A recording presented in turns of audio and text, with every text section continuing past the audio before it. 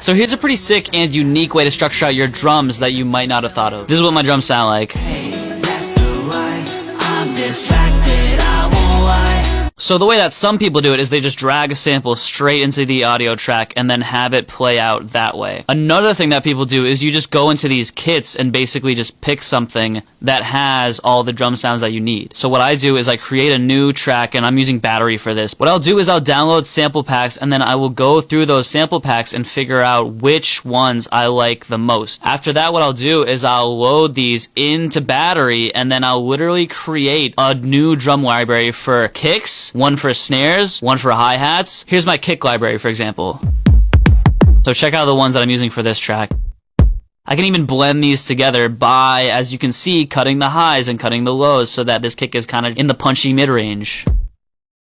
Here's what my snares sound like.